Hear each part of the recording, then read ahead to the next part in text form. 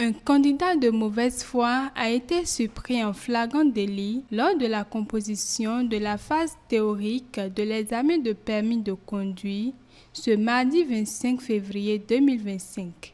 Une fraude détectée grâce à la vigilance et à la présence d'esprit des superviseurs. Qu'il y a eu un candidat qui n'était pas assez à l'aise lors de la composition.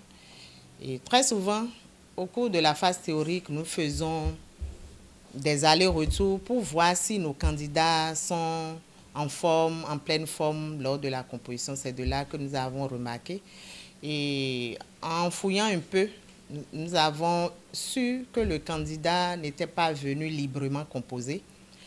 Il a eu l'intelligence pour accrocher un portable au niveau de sa chemise. Et il y a une autre personne au bout du fil qui lui communiquait à chaque fois les réponses que lui-même, il essayait juste d'appuyer. Pour cette fraude que nous venons de déceler, les parties qui seront mises en cause, c'est d'abord l'auto-école qui a présenté le candidat, puisque visiblement, c'est comme si le candidat même ne comprend pas réellement français et il est inscrit en français. Cela veut dire que c'est un acte prémédité.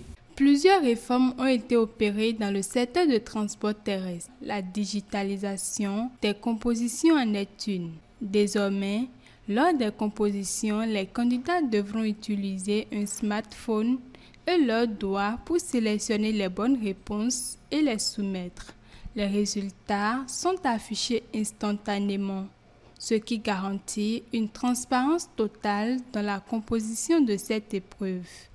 Aujourd'hui, avec les réformes, nous pouvons rassurer la population qu'aucune fraude ne peut être tolérée, aucune fraude ne peut être organisée lors de l'examen et ne pas être décelée. Parce qu'il y a des mesures, il y a des stratégies, beaucoup de stratégies que nous avons mises en œuvre, spécialement avec le nouveau système SIC-PCB, qui digitalise aujourd'hui et la phase théorique et la phase pratique. Nous avons déjà des sensibilisations à l'endroit de nos partenaires, des parties prenantes que sont les moniteurs, les examinateurs, les promoteurs d'auto-école.